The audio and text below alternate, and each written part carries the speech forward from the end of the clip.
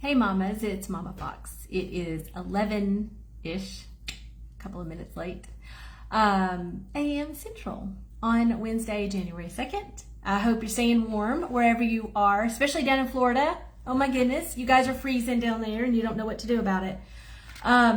So today we've got a couple of big topics, and I'm going to do the best I can to give some insight on these topics of protein and carb amounts. These are big topics. This will not be the last video on this for sure in 2025. And it's not the first I've ever done on these topics, especially protein. We've talked a lot about protein over the past year or so, for sure. I do want to say that I have a food piece starter guide. It's almost done. I'm super excited about it.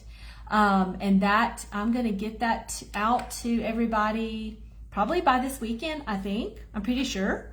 I think it's actually done, but you know what? I wanted to let it sit and marinate in my brain in case I wanted to add some more stuff to it. So that's why I haven't given it to y'all yet, is I didn't want to be too quick in case there was just something else I felt like I needed to put in there. And I think that will help a lot. Now, with that, one thing we have to keep in mind is that anytime you're listening to any coach, any health coach, any expert that's out there, anytime you're reading a book or you're checking out a dietary program or whatever it is, that's not customized, personalized information for you. It's general information. And so everything like that, we have to take with a grain of salt, just a little bit, okay? We have to take it with a grain of salt. And that is one thing, I was talking to ladies in one of my other groups this morning, and I was looking at Dr. Bickman's newer book, okay? And on page 60, if you have this book, it has a percentage caloric macro breakdown thingamajig. And one of the things I love that he says, note, these caloric breakdowns are not meant to be absolute, okay? As important as it is to control your dietary carbs, the amount can be increased slightly if you exercise a lot. That's essentially the same thing that Dr. Gabrielle Lyons also says, the muscle and protein guru expert gal in Forever Strong. Great book. It's similar to what she says. Her focus is on protein and muscle. Dr. Bickman's focus is on helping people reverse insulin resistance.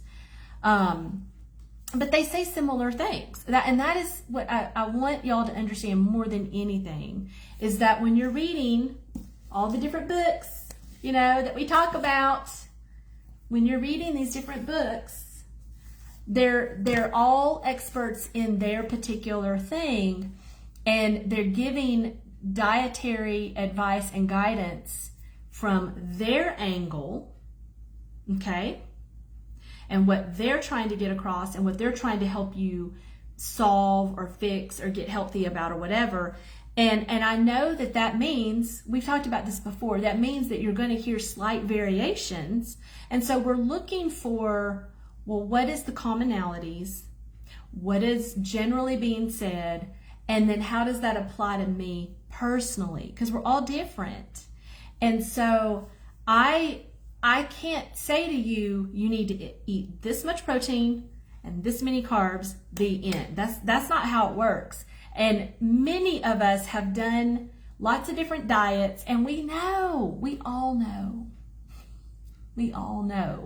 that there isn't one single answer or way that is going to work for everyone for life. We got to move past that, and we've got to start looking at principles, okay?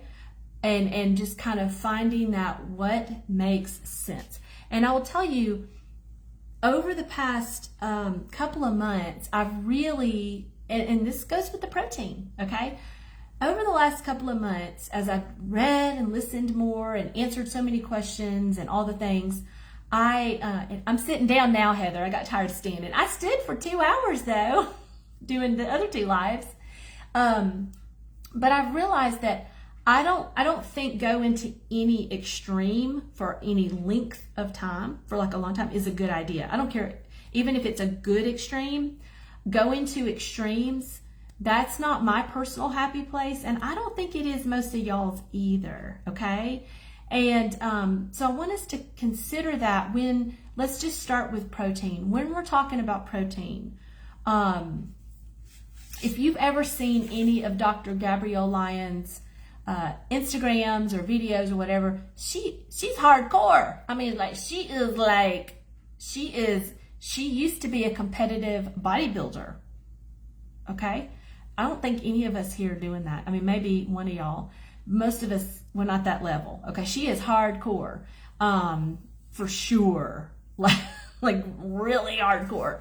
And so, you know, her views and beliefs about muscle and protein and all the things in weightlifting and everything, it's more that way, which I can respect, and we can glean from that and kind of decipher that down into, okay, what does that mean for me? What does that mean for me with my 10-pound weights? Okay, what does that mean for me in my day-to-day, and what am I able to do? And I want us to think about all of these things, like whether it's a protein amount that's stretching us, that's more than we're used to and we're not quite comfortable with it, whether it's a pulling back on carbs and we're like, well, this is uncomfortable, I'm not used to this. No matter what it is, I want you to think about this I love my analogies. I want you to think about, like, with resistance training, for example, with resistance or weightlifting exercise, if you've started lifting weights, I hope you've started lifting something. I don't even care if it's like a can of beans. You need to be lifting something. But if you started lifting, chances are, if it was new to you and you were just getting started, chances are you probably started out with 5-pound, 10-pound weights, maybe 15. Chances are you didn't start out with a 30-pound dumbbell. I don't even own one of those, okay? Chances are you didn't start out with a 30-pound dumbbell. You probably didn't even start out with a 20-pound dumbbell. That's tough. That is tough stuff. Even 15-pound dumbbells, and I've been doing weightlifting for a while, or resistance training for a while, even to do 15-pound arm curls, I can do it, but only about 3, maybe 4, and that's after 2 years of really, really working on it. So would I like to be able to comfortably do 15 pounds? Yes. Would I like to maybe someday do 20? Yes. I am working towards becoming stronger and building muscle. I'm working towards that. And so I'm no longer doing 5 pounds here. That might be where you are because you just started. That's fine. But like at this point, when I do, if I do arm curls, which I don't do a lot of those anymore, but if I do arm curls, I'm usually going to use 15-pound weights and maybe do 4. But I'm not going to go back and do 5 pounds because I've progressed past that. And that's what we want. We want to set our eyes on moving forward and consistently show up with what we can do and then challenge ourselves to go to the next level. I want you to think about the protein that way also. There is kind of some ideals for muscle building as we age. There is. But that doesn't mean that you have to just suddenly start doing that ideal and it makes you feel bad. It makes you feel gross and you're forcing it. Please don't do that. Heavens to Betsy, no. You wouldn't do that with weights. You wouldn't go in there to the gym or at home and suddenly start lifting 20-pound dumbbell curls and you really need to be doing 5. You wouldn't do that, so don't do that with the food either. It's not about forcing food that makes you feel gross or uncomfortable. It's heavens to Betsy, we're not about force feeding anything, whether it's at the meal or by the clock. We're not doing that no more, okay? We're not eating when we're not hungry, and we're not going to keep eating when we're stuffed. That does not honor our hormones at all. It works against them, okay? So with the protein, I've shared what I try to do, hey Jenny, what I try to do generally with you is I try to share with you what the experts are saying, what they've researched, what they've tested, what the data said, all that. I try to share with you what the experts say so that you can then determine how that's going to fit into your goals, into what you're ready for, and all of that. I don't want to put on you, or the mamas in my coaching groups, I don't want to put on you goals that maybe you're not ready for, or that don't really fit your needs at all. I want to give you the information so you can determine what makes sense for you, if that makes sense. I do want to give you guidance though. And so what I want to share with you about the protein in particular, yes, protein is super important, super important. It's way more important than we thought it was 4 and 5 years ago. We just didn't know, and there's more information that's come out, and now we know. And now we know that as we age, we actually need more protein than we did when we were younger, okay? A good bit more. We need more carbs when we're younger because we're growing like crazy. And then, at some point, we're not growing anymore. We're not growing up anymore. And things are not changing quite so much anymore in that way. But with the protein, even the expert, Dr. Gabrielle Lyon, even she and her mentor have talked about different calculations that are perfectly acceptable to use for your protein goal. Even they, okay? And I've shared those here before. The one that gets thrown around the most, because it's the easiest one to remember, honestly. Well, there's two that's easy to remember. 100 grams of protein a day divided up. That's a reasonable goal. It's a good bit. It's probably more than we were eating before on the protein, but that is a very common number that gets thrown around a lot. 100 grams of protein a day. Another one that you'll hear a lot is 1 gram of protein per ideal pound of body weight. So if you want to weigh, don't matter what you do weigh, if you want to weigh 130 pounds, that's 130 grams of protein. That's a lot of protein. And if you're taller and you want to weigh 150 pounds, that's 150 grams of protein. That's a lot. I don't want to do that personally. I'll be honest with you. I don't want to do that. Now you can and you might. And where I see that one coming into play from what I'm reading the most is when you are really hunkering down. Do y'all use the term hunker? I don't know. That's so Southern. When you're really hunkering down to focus on some type of healing. Like when you're ready to get like hardcore serious and you're gonna count these macros and you're gonna do this, that, and the other. I really don't enjoy getting too hardcore about that personally. That's just me. I don't really love the idea of going that far extreme. And for me to even get in just 100 grams of protein a day is a stretch. Like that's a challenge. I can rise to that challenge. I can do it. But to try to get in 130 grams a day, I would have to start using special products for that. And I don't want to. You can if you want.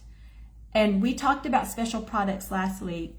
I don't personally think that the good Lord made it so complicated that we need to rely on special products and supplements just to eat, to live, and be healthy. I just don't personally think that.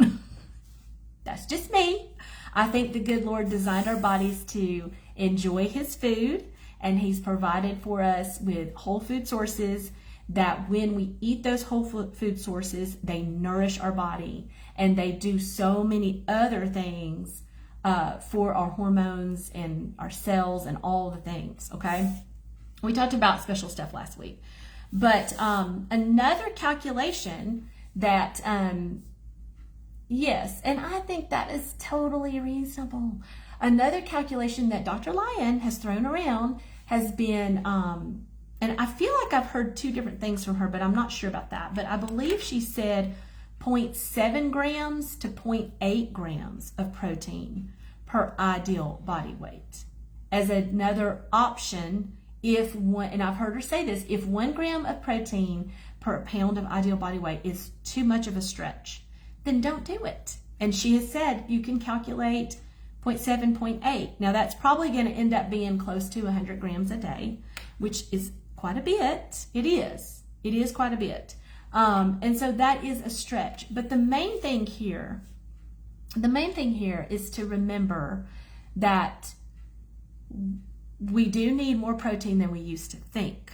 The other thing that I want you to keep in mind is that what she and others have said is that it's the 30 grams of protein minimum of quality, chewable, dense protein at your first meal of the day, and then then your last meal of the day. That is what is really important to focus on. And so that could just be 60 grams of protein, or maybe 80 grams of protein on those two meals divided. It could be. And then your middle meal, it could have 30, but it could have less. Okay. I feel like we talked about that last week because I think I shared Dr. Gabrielle Lyon and her mentors podcast episode talking about that a little bit and why the first meal of the day is so important for that protein amount, and then that last meal of the day and the middle one can be less if you want it to be. And that's where I want to land. That's where I have personally landed, because force feeding, no, we're not force feeding. Okay. Don't do that. That is just teaching your body to not communicate with you clearly. And that's the last thing we want, because our hormones are messengers. Our hormones are communicators. And if we're ignoring them, if we're force feeding our body, we're breaking down that line of communication. Okay? Eating by the clock, even if we're not hungry, is the same thing as force feeding. It's just a different type. Okay? We don't need to do that. When we build our first meal of the day, that's the one I am most concerned about for myself and for you and for the Foxy Foundation group and my membership mamas, is that first meal of the day. When we build it to quiet food noise, naturally raise our GLP-1 hormone, support our insulin, nourish our body. When we do that with all those good things in it, including at least 30 grams of protein, it is going to set up our day. Now, for some of you, even getting 30 grams of protein at that first meal, when you're going to eat that first meal when you're hungry, you're not going to force it if you are not hungry. Don't do it. My goodness gracious. But if even 30 grams is a stretch for you, then start where you are and increase it a little. This is your journey, and forcing 30 grams of protein to the point where it makes you feel yucky and you can't eat any veggies or greens at all and you feel blech, well, that's no good. Don't do that. Okay? Do not do that. Having that 30 grams of protein at that first meal is a really worthy goal because of what it's going to do for your blood glucose the rest of the day, your food noise the rest of the day, your cravings the rest of the day, your muscle building the rest of the day. It is important, and it's something I would like to see all of us shooting for, because 30 grams of quality protein, that's how much our body needs as we age to actually initiate muscle protein synthesis and building. That's just the number. That's just how much we need, okay? And you can get more, certainly, for sure.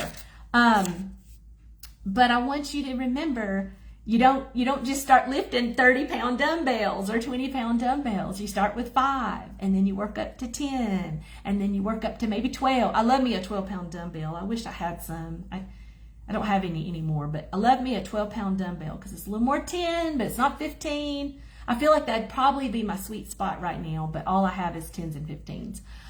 But you work up to that, okay? You work up to that. And then when you do that, here's what's going to happen. When you build that first meal of the day beautifully, and it filled you up and it nourished you, we're not eating to be stuffed, like we're not aiming for Thanksgiving Day stuffed, okay? We're not aiming for that kind of a feeling, okay? We're not a bit, hey Renee, we're not aiming for that, but we're aiming to feel nourished and satisfied and filled up in a good way and all those things. When you do that, you're going to be able to go 5-ish hours, probably, generally speaking, give or take. You're going to be able to go 5-ish hours without needing to eat again, okay? Which is normal. That is normal. Eating breakfast, lunch, and supper, or I'm transitioning to calling it first meal, second meal, and third meal, because I want to train my brain to remember that if I want to eat spaghetti, meat sauce, and squash for breakfast, I can, okay? That first meal. I can eat whatever I want. I don't have to eat breakfast food. I can eat whatever I want. But when we build that first meal like that, and it's going to have that ample protein in it, then we're probably not going to want to eat for 5-ish hours. You might not even want to eat for 6, depending upon how much fat you had in that meal and whatever else was going on in that meal, or maybe even depending upon your activity level the day before. That impacts the next day, right? And so what happens then? What do you do?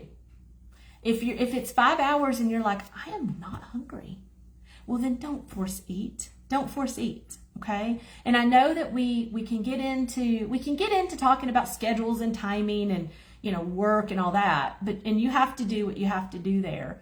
But that's why that second meal of the day, it may be that it's a very lighter meal. And I felt like that's what I needed even before I heard Dr. Lyon and her mentor, Dr. Lehman, talk about it. But once I heard them talk about it on the podcast episode I shared last week, it did validate, and it kind of encouraged me. I mean, it's sometimes we need somebody outside of us to say, that's fine, do it that way. And if you need me to tell you that, I'm telling you, that's fine, do it that way. I was really excited to hear them talk about that, because that's what was happening with me. Is I was trying to think about, well, I guess I better get in 30 to 40 grams 3 times a day. Whew, I'm so full that at 12 or 1 o'clock, and I'm like, I don't want to eat that much again. I don't want it. And so it was so freeing to me to hear them talk about, then don't do it. You don't have to do it at those meals. You can pull it back at that middle meal, because it's more important at the first meal of the day and the last meal of the day. That also opens up the idea for some of you who want to do some form of fasting, or you've had some success with that and you're trying to kind of pull all of this together and be smart and be careful, but yet incorporate some fasting sometimes, maybe not every day. This to me has been a great way to nourish my body, support my hormones, honor my hormones, and have them direct my eating more than I ever have in my entire life. Because I was sharing with the Foxy Foundation group before, a year ago even, because I've only been doing this 9 months this way. A year ago, 2 years ago, if I let my body direct my eating, it was going to direct me right to the tortilla chip bowl or the popcorn bowl. Okay?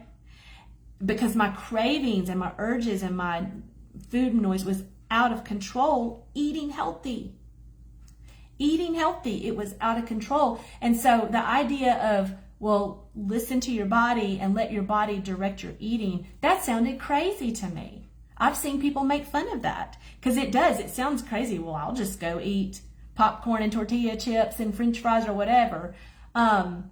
Yes, if your hormones are not, if they're not able to communicate with you the way they were designed, if you're not honoring your hormones, if you're not building nourishing meals and quieting that food noise and naturally raising your GLP-1 and taking good care of your insulin and taking good care of your glucose as well, yeah, that's what happens. You're gonna get these weird signals of eat the tortilla chips. You're in the bed at 9 p.m. reading your book, but there's tortilla chips in the kitchen cabinet. Go eat them. You're gonna get messages like that. Because I did, and that's not quite right? That's not quite right. That's not helpful at all, and that's not the messages we want. We want the messages that help us know, hey, it's time to eat again. It's been a few hours, and it's time to eat again. Go and make another healthy meal, okay? And what that can mean for some of you, you may have seen this, and it's okay. It may mean, oh, here's Mama Cheryl. I'm so glad you're here, Cheryl. I actually mentioned you in the membership group this morning. I don't know if you caught that one yet. But Cheryl will tell you, this may mean that there are days where you do eat, maybe you do eat 3 meals, but some days you might only eat 2. There, I said it. Some days you might only need 2 meals that are well built. And if that's the case, those 2 meals, you're going to hit that 30 grams minimum of protein, right? It's your first meal and your last meal, whatever that may be. There could be a middle meal, and almost always, usually I'm having 3 meals, okay? But my middle meal is smaller these days. But I usually do have 3 meals a day, but sometimes I do only have 2. It depends on what time I eat in the morning. And I eat when I get hungry. And do you know, funnily enough, a few days ago, with it being darker outside and all that stuff, we've been, praise the Lord, we've been all going to bed earlier. It's my happy place, and it don't happen a lot because my husband does not like to go to bed early. But we've been going to bed a little bit earlier. We've been going to bed when I want to go to bed. We've been going to bed and turning the light out at like 9:30. It's glorious. So guess what? My natural rhythm is lights out between 9 and 9:30, get up at 4:30 a.m. I know it's crazy. I know. But I don't normally get to do that. I normally am more with, lights out at 10:30, get up at 6 a.m. 6 a.m. is my husband's alarm. And it's so funny, the difference that's the same amount of time, roughly, but the shift for me is everything. And so if I can turn the lights out between 9 and 9:30 and get on to sleep, and then get up I wake up naturally around 4:30 or so when I get to do that. Like, I feel amazing. This morning, I only drank 1 cup of coffee. What? I always drink 2. But I got up, I woke up around between 4 and 4:30, and I got up. Craziness. So all that to say, there's been some days recently where we've gotten up earlier. Okay, where we've gotten up earlier for sure. And so guess what? I get hungry earlier on those days. So I eat my lunch earlier, and that's okay. But then on those days where I get up at 6 with my husband's alarm, I might not eat my first meal until, I don't know, 8:30, 9 a.m., which is still not late. It just depends. I'm trying to be more mindful of when am I ready to eat? When is my body telling me? And it's gotten easier and easier over time for sure, okay? And so what you want to do, so let's see, mine is the silent time. Okay, I've missed part of the conversation, so I don't know what y'all are talking about. So I'm so sorry. I'll have to look at that later. Yeah, that's the main thing. And that's where we want to aim. We want to aim for 3 solid, hey Linda, we want to aim for 3 well-built meals, okay? And back in March of 2024, when I started putting all these things together and testing them and practicing them on myself, I was eating 3 meals, 3 well-built meals every day, and really honoring that. because that's what my body needed for sure. Definitely. And just kind of trying to go with that. And then over time being like, well, I'm doing such a good job of this at breakfast. I'm just not that hungry at the middle of the day, but I am a little hungry and I want some food. I need some food. And supper, sometimes supper is on a schedule, right? You've got maybe other people involved with that, and supper is not till 6 or 6:30. Okay. And so I would have a middle meal. Most of the time I do, but it's smaller. And I wouldn't call it a snack. It's more like I'd call it a little lunch. It's bigger than a snack though, for sure. But what I want to tell you is that with the protein, you are going to hear a lot of things out there about 1 gram per ideal body weight and or 100 grams per day. Ultimately, there's different ways to calculate it based on your needs, your goals, and those are yours, and based on where you are. And the main thing is aim to work up to 30 grams minimum of protein at your first meal and at your last meal. That's going to set you up so well for overnight, for waking up with wonderful blood glucose numbers in the morning, blood sugar numbers in the morning. Aim for that, and then as you heal and as you go along, you may decide to up that protein amount, or you may decide to make sure you're hitting it also at lunch. It really depends on your goals and how active you are and how much you're doing resistance training. It is variable for sure. And with that, the one thing I'm going to talk about carbs in just a second. I was sharing with the one of the groups this morning that a lot of the experts that many of us have read and listened to, yes, they've updated their stance on protein to include more.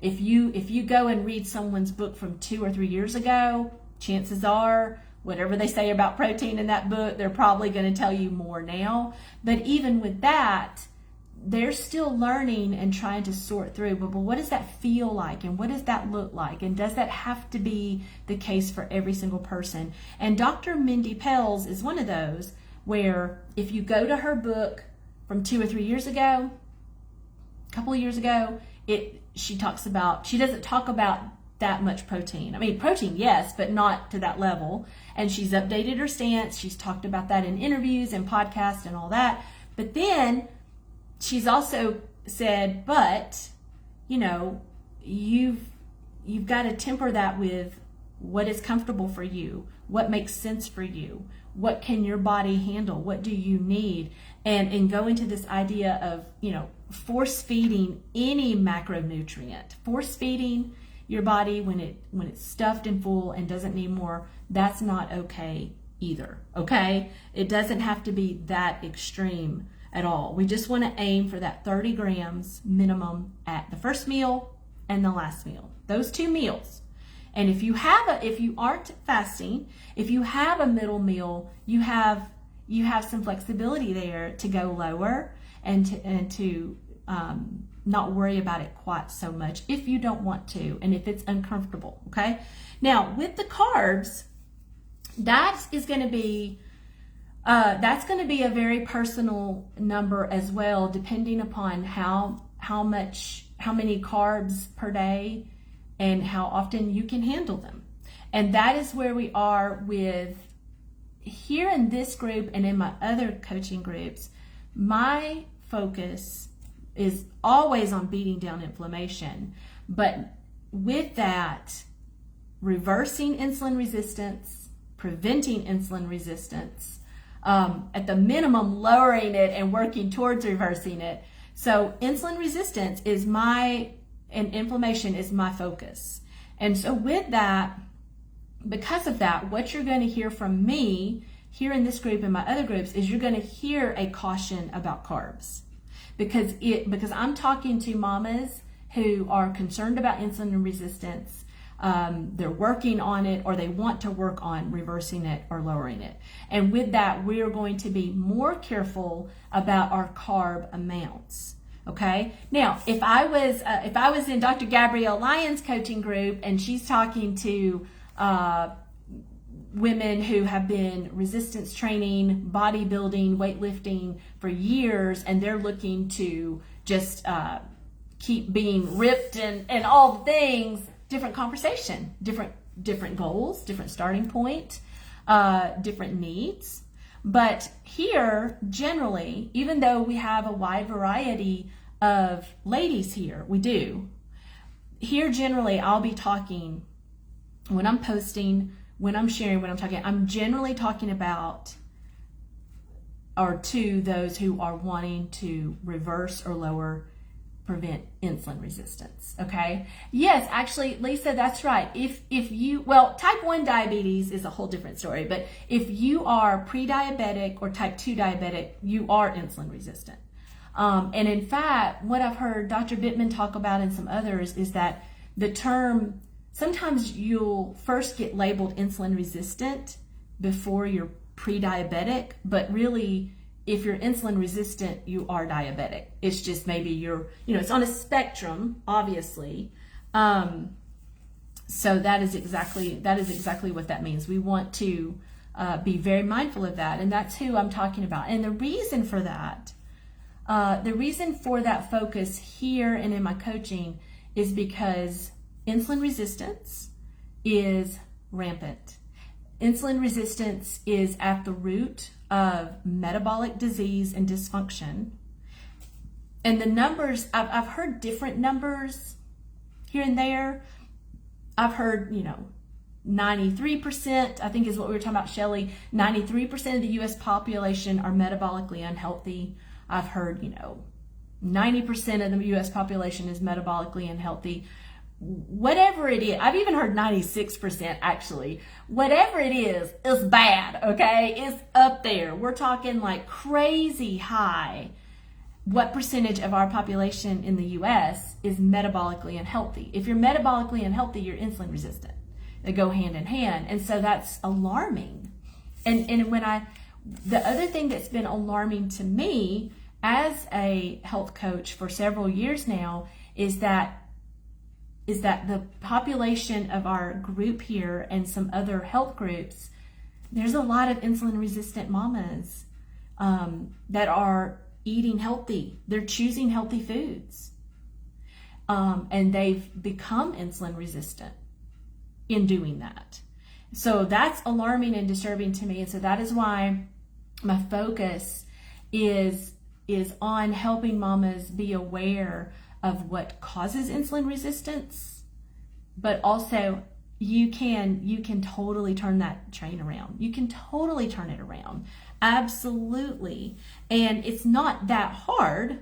It may take a little time, but I don't even think it takes as long as you might think. It really doesn't. And so with the carbs, that's my perspective of where I'm coming from when I talk about carb amounts and talking about, like, especially more starchy carbs, those more higher carb foods like sweet potato, fruit, brown rice. I'm not really a big proponent of grains anyway because of the gut inflammation and other problems with grains. But when we're talking about carb amounts for preventing insulin resistance, reversing insulin resistance, all the things, there's still going to be a range. And that range is going to be based upon where are you on that insulin resistance spectrum? Are you just becoming insulin resistant, or are you type 2 diabetic? Okay. And also, it's going to depend on how active are you. Okay. And I know there have been days where I have felt very active, running around, driving from here and there, doing this, that, and the other, and I wore myself out, but I didn't actually exert that much physical energy. It was just tiring. So when I say active, I do mean actual purposeful movement, exercise, resistance training, major walks, all the things, okay?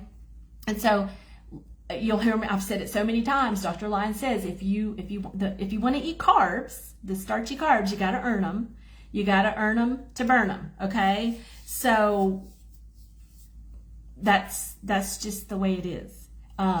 We want to be able to enjoy carbs in a wide variety and a wide amount, but if we're going to enjoy them often without detrimental effects to our metabolic health, then we're going to have to burn them, okay, to some extent. And so what Dr. Bittman talks about in this book, y'all know, I don't love the recipes in this book. Whack, whack, too much dairy. But the information is very good that's in the first part of the book. Very good information.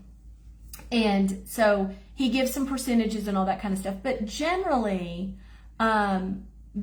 speaking, you're looking at anywhere from 50-ish to 100 grams of protein, good heavens, 50-ish to 100 grams of carbs per day, generally, depending upon where you are on that insulin resistance scale.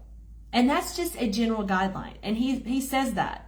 It is a general guideline. And he also says if you want to eat more carbs per day, then you need to exercise for that amount. You need to be more physically active for that amount. And again, he's coming from the insulin resistance perspective completely, of reversing it, lowering it, preventing it.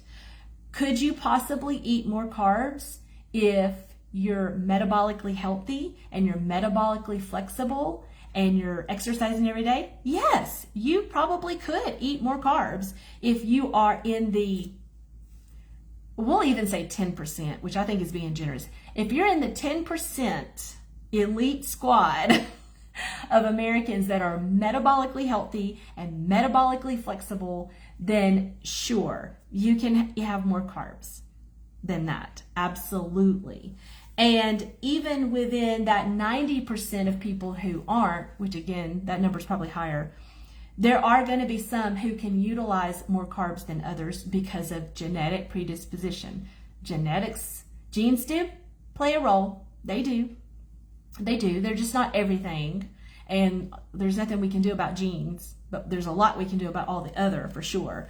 And so when I'm talking about that, those carbs, 50 to 100 grams, depending upon where you are. If you're type 2 diabetic and you're working to reverse your insulin resistance, you're going to want to go lower carb for a season of healing. Not forever, but you're going to want to go lower carb for a season of healing. And you're going to want to be careful about how you're having those carbs. And y'all know all about the Glucose Goddess tips and tricks and all those things to help manage glucose spikes. You don't, just because you're having carbs, you still don't want to be spiking your blood sugar either, for sure. But could you have a little bit more? Yeah, you probably could. This is a general guideline for you to consider depending on where you are. I know for myself, I've had a lot of healing. I've lost some stubborn pounds and all the things, but I can tell you, I'm still in that group of people that have to be carb careful. I can't just go and eat healthy carbs willy-nilly. It will pack it back on real quick. That is just me. It's probably some kind of, genetic predisposition to be that way. Some of us are that way. Some of us just don't burn and handle carbs as well as other people. And that stinks, but we need to accept that. Because as soon as we can accept that and realize, well, she can have more carbs than me, just there's some genetic things going on there, and that's okay. I need to do what I need to do. And I just want you to be aware that that is also a factor, because you may see other people promoting beautiful, healthy carbs at every meal, and that may work for them. And it could be partly because they're metabolically healthy, but it can also, genetics can play a role. Activity level can play a role, and that may not work for you. So please be aware of that, to think about it. The other thing I want to leave you with, we talked about this before, is that when we talk about carbs, when I talk about pulling them back for a season, I do generally mean the more starchy kind of carb sources. But when you hear that number of 100 grams of carbs per day, that is net carbs minus the fiber, but it's also your total net carbs from any source, okay? Any source at all. And so even some of those non-starchy vegetables that we don't think about, they're not really carb sources per se, even those non-starchy vegetables like raw organic carrots and beets and Brussels sprouts, those have some carbs in it too. We're not trying to go keto or anything like that here whatsoever. But when you hear those carb numbers, do keep in mind it is talking about total net carbs minus the fiber. I'll leave you with this. I think that paying attention to your fiber is important. I don't think you have to be crazy about it. You don't have to go nuts counting every little thing, but aiming for about 30 grams of fiber a day divided up, so that's 10 grams a meal, is a really reasonable goal. That's a good goal. You need fiber, and that can come from all sorts of sources.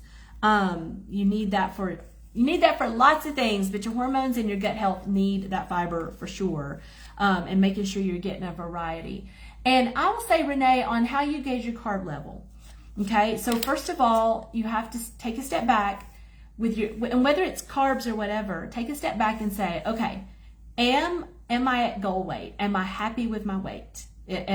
Or do I have pounds to lose? Do I have stubborn weight that just won't seem to move, even though I'm eating healthy? Like, even though I'm choosing healthy foods, do I have stubborn pounds and do I need to lose? And if the answer to that is yes, then it's time, then you're probably, some people will call it weight loss resistant, but honestly it's insulin resistance. And so you want to take a step back and say, okay, I'm going to pull my carbs back some. And again, the number I just gave you, 50 to 100 grams of carbs total, net total minus the fiber a day, that is coming from Dr. Bickman's book. And that's a range. It's going to depend on where you are there. You could start with that higher range, which is probably still less than what most of us were getting. You could even start with that higher range and back down out of that if you wanted to take a more gentle approach, for sure. And there's different kinds of apps out there. I have not used them yet. There are different apps out there where you can calculate that, and he's got calculations in here for you to kind of use as a gauge kind of thing. But I can tell you, for me, just going by pulling those carb sources back, but eating a wide variety of lower carb vegetables and greens and fruits, being berries and things like that, I still do enjoy some more carby things sometimes. But what I have found is that I can't do that like at multiple meals a day and day after day without starting to feel pudgy. I can feel and see, okay, the pants got a little tighter and all that, okay? And that's kind of my gauge just personally, is how do my clothes feel? How do my clothes look? What's going on here? And I can kind of tell when maybe I've gone past what I need to go. The main thing we want to be able to do is to eat as freely as possible, but still continue making progress if there's progress we need to make, and certainly maintain any progress we have made.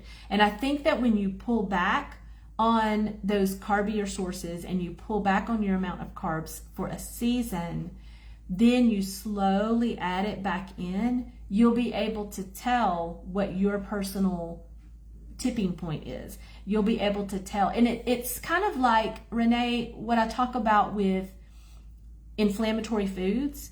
In the Foxy Foundation group and then in some teachings here, I've talked about with when we're working to beat down inflammation and we're ready to get really serious about it, we take kind of a hard stance and we pull it out. We pull it way down. We pull out those quote unquote healthy foods that many people can enjoy, some people can enjoy, and even we might be able to enjoy in small amounts here and there. I'm thinking of like dairy is a good example.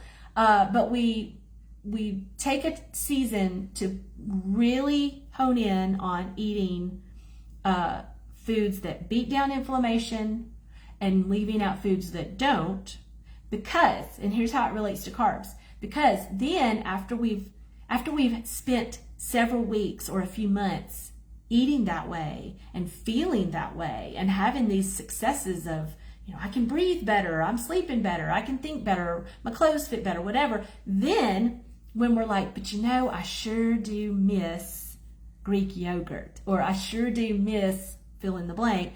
Then when we bring it back in, we can better tell if it's going to work for us. We can better tell the impact and effect it has on us because we haven't had it for a while. And I think that the carb thing can be very similar, okay? And so if you take some time to pull back those starchier carb sources in particular, and then you take a break, but you're still eating a wide variety of vegetables and berries, and you're getting things. We're not doing keto. Then when you bring back in the sweet potato, or you bring back in, even if it's a grain, I'm not big on grains, but let's say you decide to bring back in some brown rice or some oatmeal. Then when you bring it back in, you can see, you can tell, does that work for my body? Do I like the way I feel and look after eating it? Did it help, in the context of a good, solid, well-built meal, did it increase my food noise or did it have no impact? You'll be able to better tell. Does that make sense? And it's going to be very individual. And I think too, as you go through healing and reversing insulin resistance and honoring your satiety and hunger hormones, I think that over time, you'll be able to eat more and more freely, but you'll have a better baseline of what that looks and feels like for you so that you can make really smart choices and be able to really decide what's going to work best for you. Because we're all a little bit different. Okay, super long. It was a long video.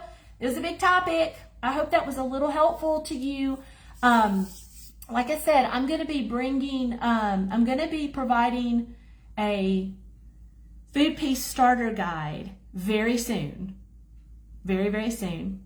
I just wanted to let it marinate a little bit and see if I want to add anything else. Y'all can pray for me about if there's anything else I need to add to that would be helpful to y'all. I mean, it's not going to be comprehensive, okay? It is not a comprehensive guide. It's not a book or anything like that. It's a starter guide.